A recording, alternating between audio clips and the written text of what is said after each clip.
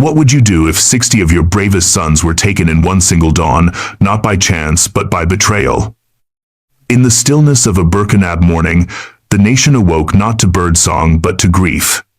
60 flag-draped coffins lay beneath the punishing sun, each one a story, each one a voice that someone tried to silence. President Ibrahim Traore, barely 36 yet burdened with centuries of struggle, stood not as a politician but as a mourner, his silence heavier than any speech. This was not a tragedy alone. It was a message. For days before, envoys had come Western hands bearing medals and smiles. He refused them. Then came the ambush. Coincidence or consequence? The question still hangs in the Sahel air.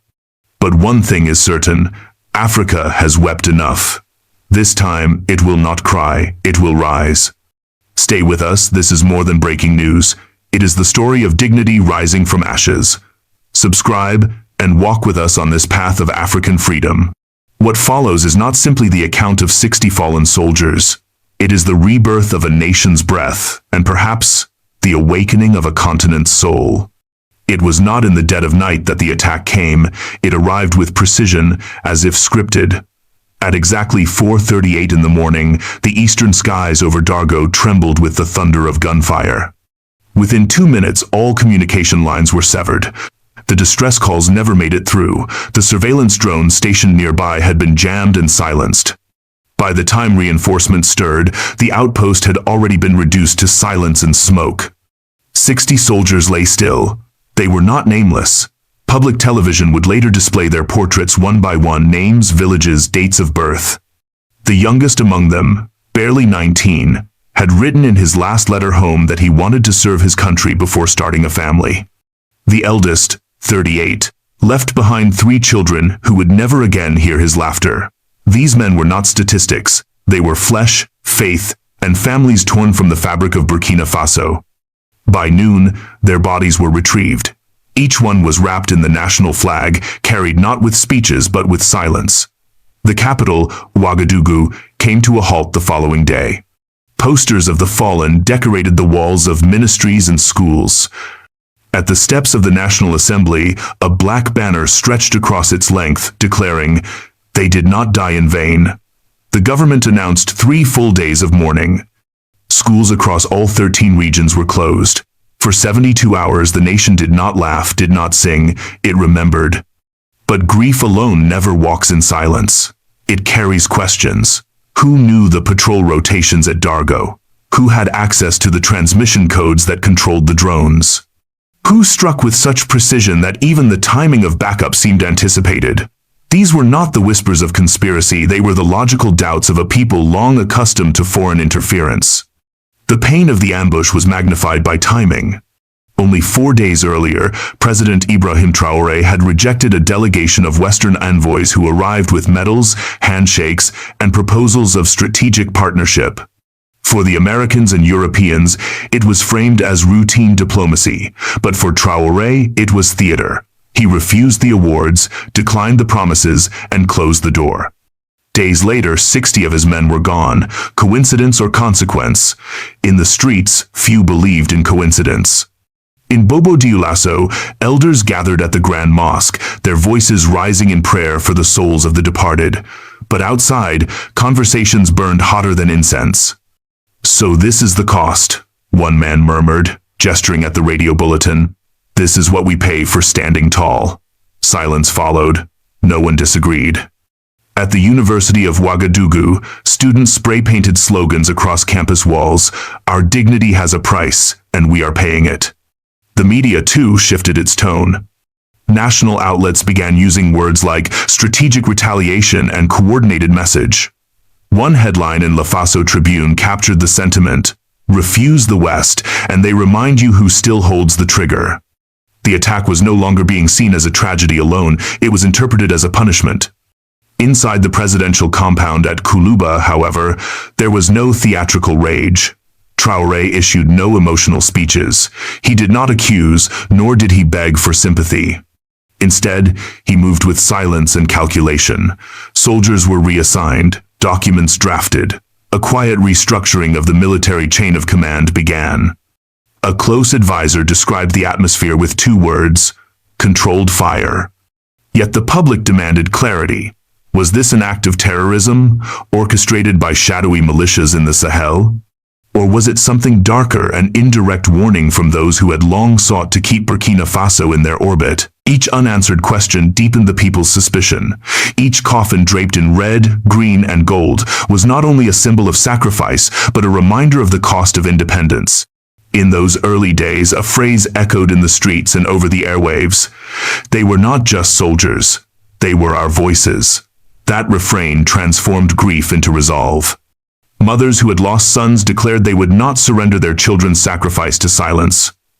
Students who once painted slogans of protest now painted maps of defense.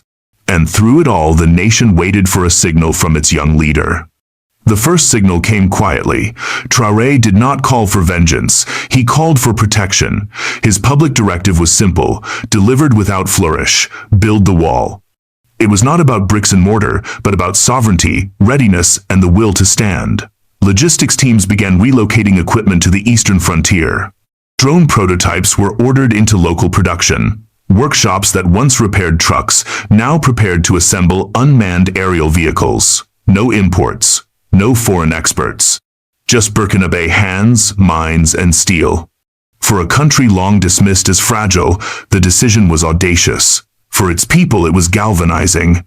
They understood the message. Burkina Faso would not be caught unready again.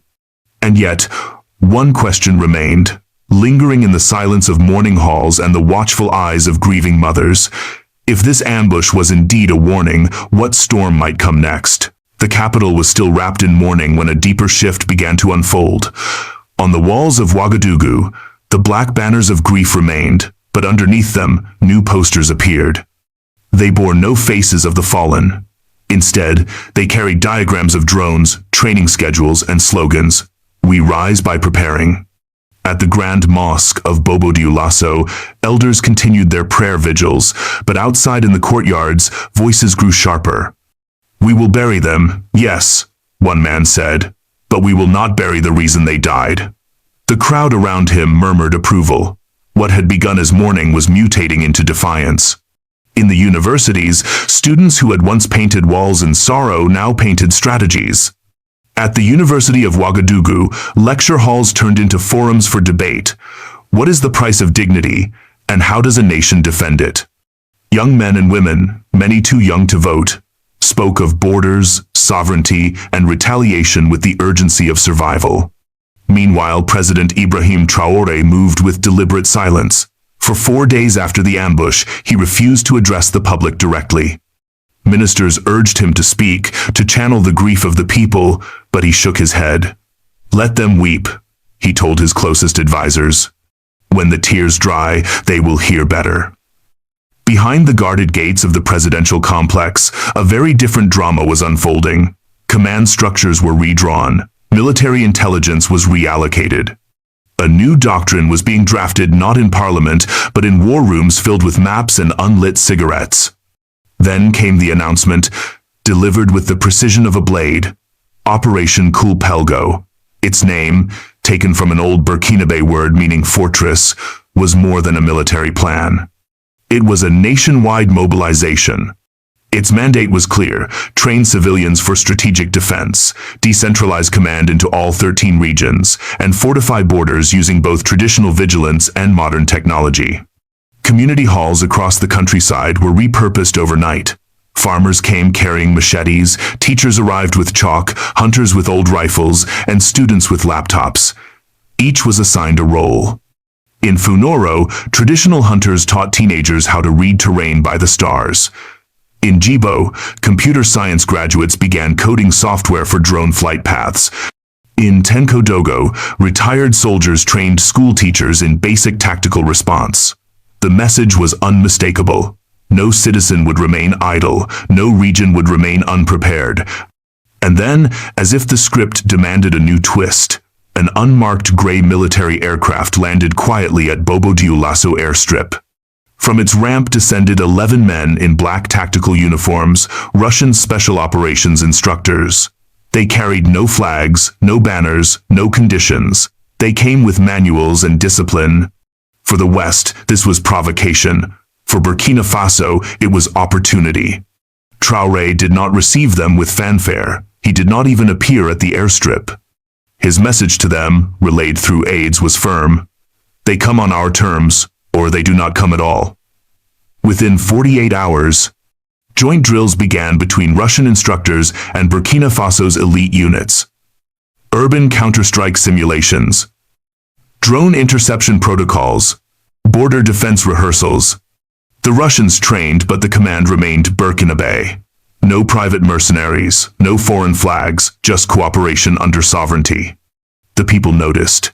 In the cafes of Banfora, in the markets of Kaya, in the schools of Zorgo, the tone shifted. This was no longer only grief. This was strategy, visible and contagious. Murals began to appear, portraits of the 60 fallen soldiers, alongside new symbols, gears, drones, and clenched fists. One artist scrawled a simple phrase across a city wall. They tried to kill our future, so we built one instead. Even the cultural fabric began to transform. Griots, the keepers of oral tradition, composed new verses. When the nation bled, the cowards fled. But the brave turned sorrow into stone. Musicians reworked protest songs into anthems of resistance. Dancers choreographed performances that mimicked battle formations. Mourning was being woven into preparation, and preparation into identity. Internationally, concern grew louder. Policy think tanks in Washington and Paris rushed to publish papers warning of Russian advance in the Sahel. Media anchors described Traore as reckless and unstable.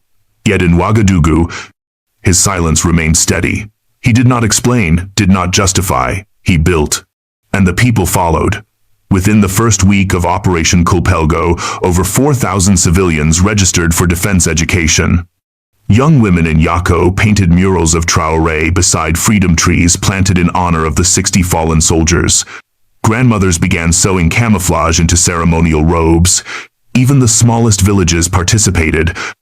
In Ziniare, a blacksmith sharpened his tools not for trade but for readiness. Beside him, schoolboys carried scraps of metal, whispering, "Teach us." This was the high tide of the story, the moment when grief turned to fire, when silence turned to preparation, when the death of 60 became the birth of something larger. But every fire draws wind. And as Burkina Faso hardened its resolve, the world was watching. Would this transformation be allowed to grow, or would those who felt threatened by it strike again? When the 60 coffins were lowered into the earth, many believed the story would end with mourning. But in Burkina Faso, the story was only beginning. The ambush at Dargo had not just struck down soldiers, it had detonated an awakening that spilled into every village, every school, every marketplace. Across the nation's 13 regions, life rearranged itself around a new rhythm: readiness. In Toma, carpenters transformed their warehouses into makeshift training grounds, constructing wooden mock-ups of rifles and barricades to train local youth. In Gawa, retired scouts drew maps of the surrounding terrain, teaching boys and girls how to navigate by the sun, the stars, and the bend of rivers. In Faunoro, hunters demonstrated how to track movement across grasslands. What had once been hobbies or professions were now woven into the fabric of national defense. The Ministry of National Security underwent a rapid overhaul. Recruitment was no longer based purely on age or physical strength. Instead, adaptability became the measure. Communications officers were required to master code literacy. Farmers who understood soil and seasons were integrated into logistics. Teachers with organizational skills were trained in command structures. A new generation of civilian soldiers was being formed, an army not of uniforms but of knowledge. This reconfiguration spilled into politics. In Parliament, debates shifted from the usual quarrels about budgets to urgent discussions about sovereignty. Should foreign bases be dismantled completely? How should the country guard against economic retaliation? For the first time in decades, even opposition voices found common ground in a single conviction: Burkina Faso must not bow. In the homes of ordinary citizens, change was equally profound. Radios buzzed not with gossip but with strategy. Families held nightly discussions on how to contribute. Mothers taught daughters first aid. Fathers trained sons in vigilance. Children learned to identify the sound of drones. The whole country was becoming literate in survival.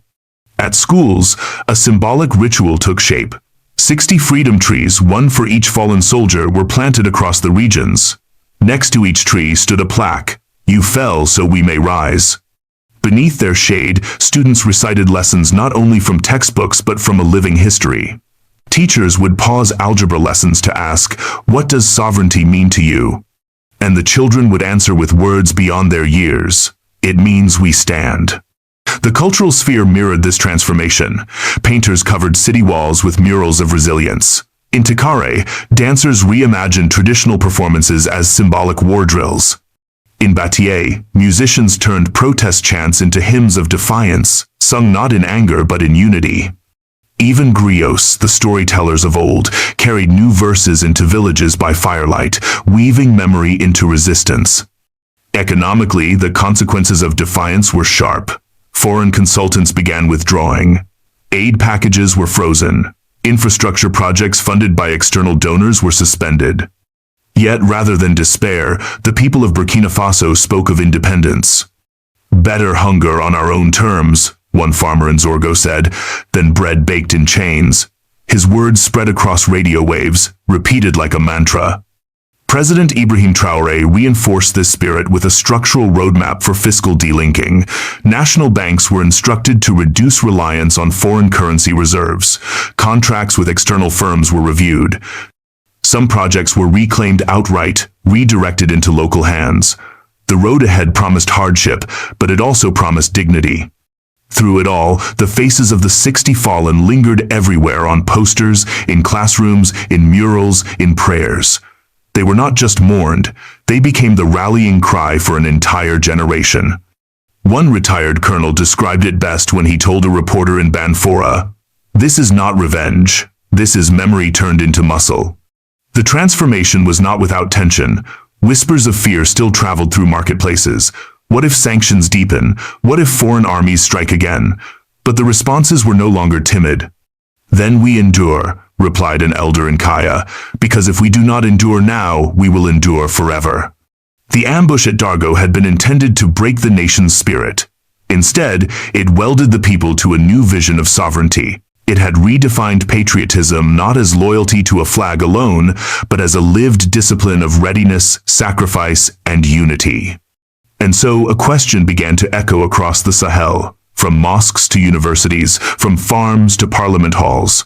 If a small nation, once dismissed as fragile, can transform grief into strategy, what else might Africa achieve if it refuses to kneel?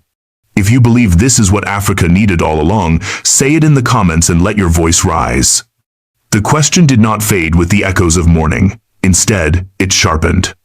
For if the deaths of 60 sons could ignite such transformation, what storm of change might arrive when the living too choose to stand as one? Beyond Burkina Faso's borders, the ambush at Dargo reverberated like a drumbeat that refused to fade.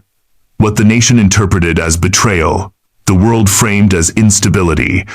And yet, each reaction revealed more about global power than about the 60 fallen soldiers. In Washington, the language was cautious but revealing. The State Department called for restraint and dialogue, words that in Ouagadougou rang hollow. For a people burying their dead, restraint was not healing, it was submission. Analysts in American think tanks scrambled to publish policy memos with titles like "Russia's Expanding Influence in the Sahel." The narrative was clear. The tragedy was not about Burkina Faso's sacrifice, but about the West's fear of losing ground. Paris was sharper. French media outlets described Captain Traoré as reckless and dangerously aligned with foreign powers.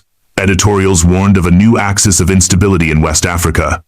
Behind the words lay an older anxiety that the days when Paris dictated Sahelian politics were slipping away.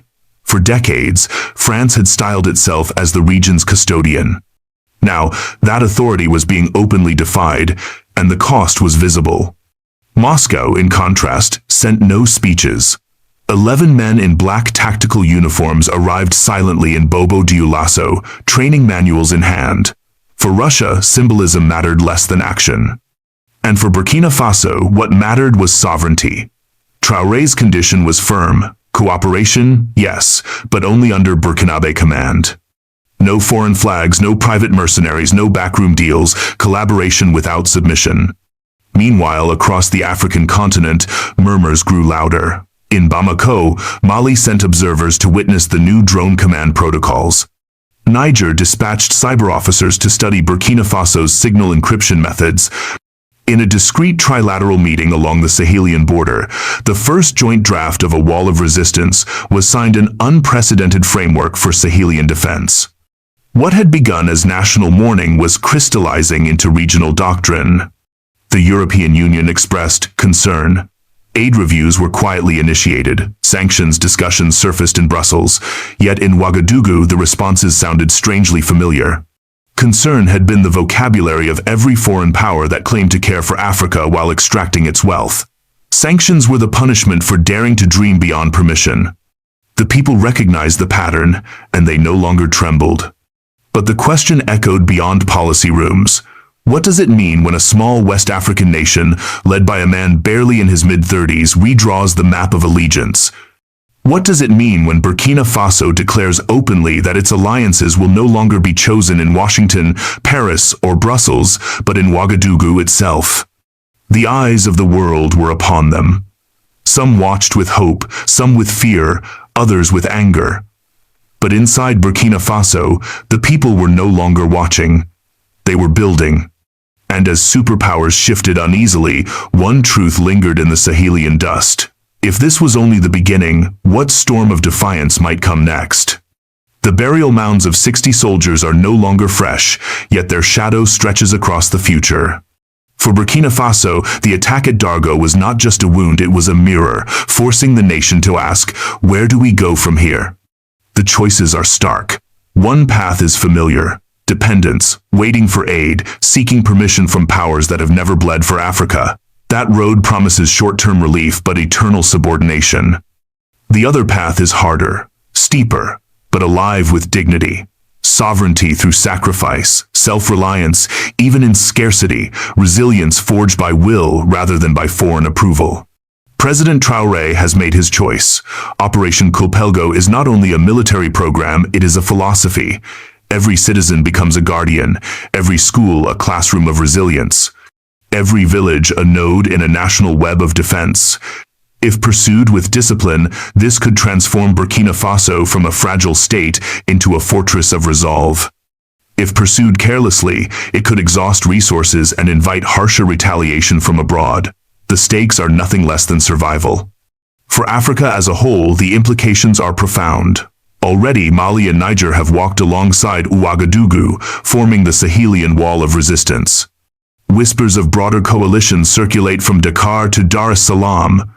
Could this be the seed of a continental awakening where African nations define security, currency, and diplomacy on their own terms? Or will foreign powers fracture this unity before it takes root? In the markets of Ouagadougou, elders tell their grandchildren, "You prayed for freedom. Now you must defend it." In the villages of Ziniare, children water the 60 freedom trees planted in honor of the fallen, whispering promises into their branches. Across churches and mosques, voices rise in unison. Africa will not kneel again. And yet, no awakening is without risk. Economic sanctions may deepen, propaganda wars may intensify, shadow conflicts may seek to destabilize what discipline builds. But even with these threats, one truth has settled into the Burkinabe spirit: fear no longer rules them.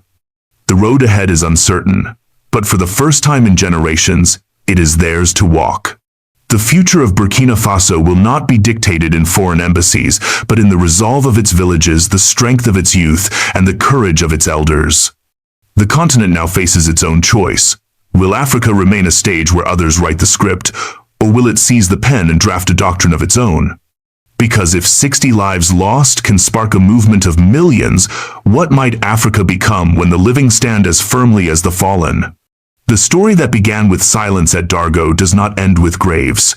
It continues in classrooms turned into command posts, in farmers who now guard borders, in children who plant trees for each fallen soldier. It is the transformation of grief into discipline, of pain into purpose. What the world called tragedy, Burkina Faso calls awakening. President Ibrahim Traore has not promised comfort. He has promised clarity that sovereignty will never be gifted, only guarded.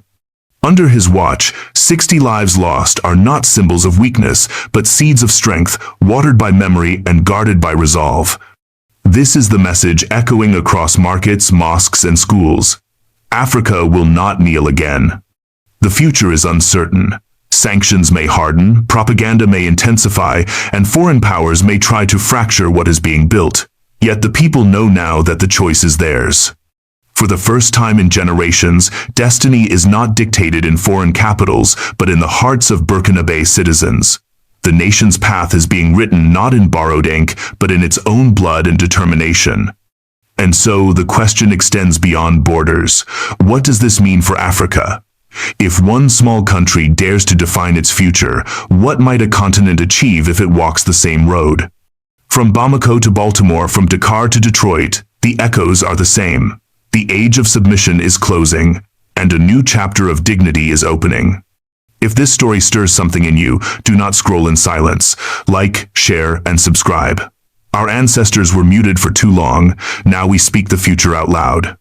Type your conviction in the comments. New Africa, Africa rise. It's time for Africa.